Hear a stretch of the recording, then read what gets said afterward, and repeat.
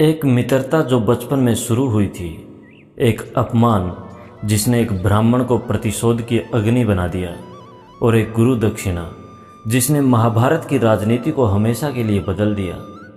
लेकिन आखिर द्रोणाचार्य द्रुपद से बदला क्यों लेना चाहते थे? पांडवों और कौरवों में सबसे पहले पांचाल को किसने जीता, और द्रुपद के अपमान से कैसे जन्मी वह अग्नि जिससे आगे चलकर द्रौपदी और धृष्टद्युम्न उत्पन्न हुए? आज हम जानेंगे महाभारत के उस अध्याय को जहां प्रतिशोध ने भविष्य की युद्ध की नींव रखी। नमस्कार, भक्ति कथा और कहानी में आपका स्वागत है। वर्षों की कठिन शिक्षा के बाद अब पांडव और कौरव युद्ध कला में पारंगत हो चुके थे। द्रोणाचार्य ने उन्हें धनुर्विद्या, गदा युद्ध, तलवारबाजी, रथ संचालन और दिव्य अस्त्रों का ज्ञान दिया था। अब प्रत्येक राजकुमार की अपनी अलग पहचान बन चुकी थी। युधिष्ठिर धर्म और नीति में श्रेष्ठ, भीम गदा युद्ध और बल में अद्वितीय, अर्जुन धनुर्विद्या में अतुलनीय, नकुल तलवार और अश्वविद्या में निपुण, सहदेव नीति और ज्योतिष में महान। उधर दुर्योधन गदा युद्ध में प्रबल था और कर्ण अब उसकी सबसे बड़ी शक्ति बन चुका था। लेकिन इन सब के बीच द्रोणाचार्य के भीतर वर्षों पुराना अपमान अभी भी जीवित था। उन्हें याद था पंचाल नरेश द्रुपद का वह वाक्य, मित्रता बराबरी वालों में होती है। द्रोणाचार्य ने उसी दिन प्रतिज्ञा की थी, मैं द्रुपद का अभिमान अवश्य तोड़ूंगा। अब समय आ चुका था। एक दिन द्रोणाचार्य ने सभी राजकुमारों को बुलाया। पूरा वातावरण गंभीर था। वत्स, तुम्हारी शिक्षा पूर्ण हो चुकी है, अब समय है गुरु दक्षिणा का। सभी राजकुमार कहते हैं, आदेश दीजिए गुरुदेव। द्रोणाचार्य कहते हैं, मुझे पंचाल के राजा द्रुपद को बंदी बनाकर ला कर दो।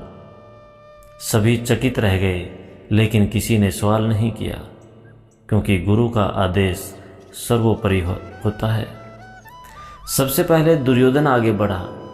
उसके साथ दुशासन, कर्ण और अनेक कौरव योद्धा पंचाल की ओर रवाना हुए।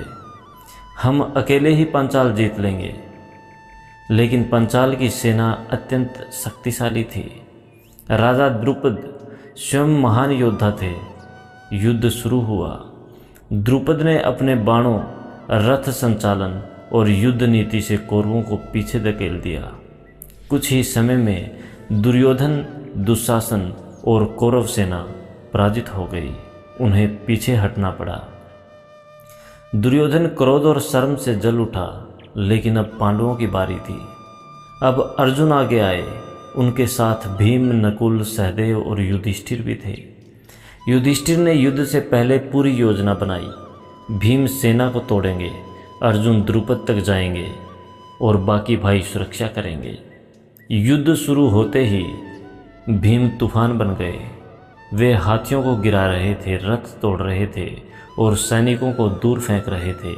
पूरा रण क्षेत्र कांप उठा। उधर अर्जुन बिजली की गति से बाण चला रहे थे। उनके बाण एक साथ कई लक्ष्य भेदते, शत्रुओं के अस्त्र काट देते और सीधे द्रुपद की ओर बढ़ते गए। अब अर्जुन और द्रुपद आमने सामने थे। द्रुपद अत्यंत शक्तिशाली थे, लेकिन अर्जुन की गति और एकाग्रता असाधारण थी। अर्जुन ने द्रुपद का धनुष काट दिया, फिर उनके रथ के घोड़ों को रोक दिया और कुछ ही क्षणों में द्रुपद बंदी बना लिए गए। अर्जुन द्रुपद को द्रोणाचार्य के सामने ले आए। पूरा गुरुकुल मौन था। द्रोणाचार्य कहते हैं, राजन, क्या अब मैं तुम्हारे योग्य मित्र हूँ?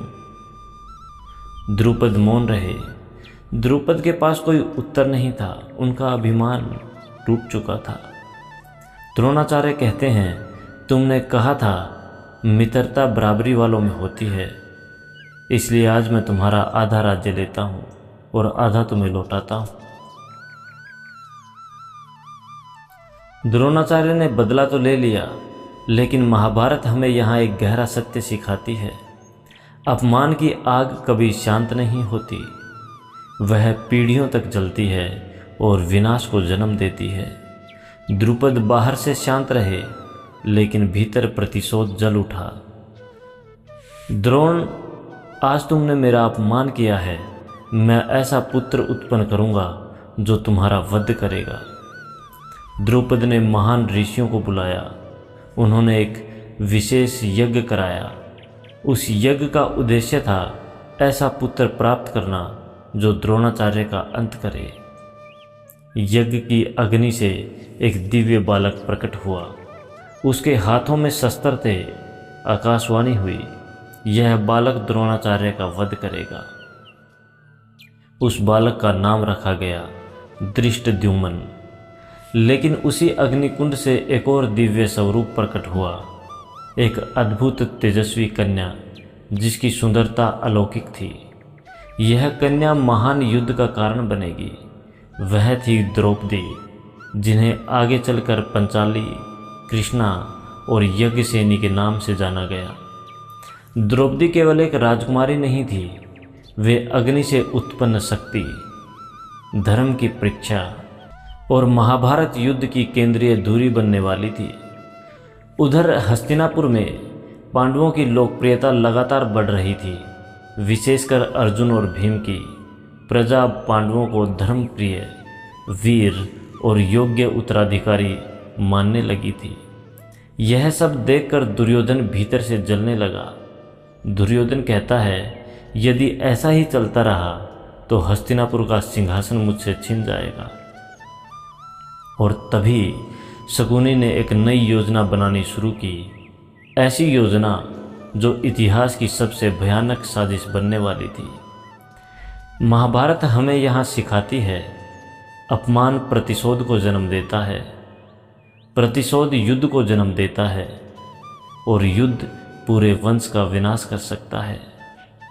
आज हमने देखा द्रोणाचार्य की गुरु दक्षिणा, द्रुपद का अपमान और द्रौपदी व धृष्टद्युम्न का दिव्य जन्म।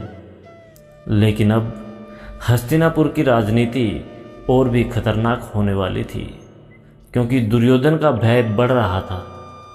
शकुनी की चालें गहरी हो रही थी और पांडवों का प्रभाव पूरे आर्यव्रत में फैलने लगा था। अगले अध्याय में हस्तिनापुर में पांडवों के खिलाफ रची जाएगी सबसे खतरनाक साजिश। लाक्षागृह बनाया जाएगा, पांडवों को जीवित जलाने की योजना बनेगी और फिर महाभारत पहली बार मृत्यु और षड्यंत्र के सबसे अंधेरे मोड़ पर पहुंचेगी।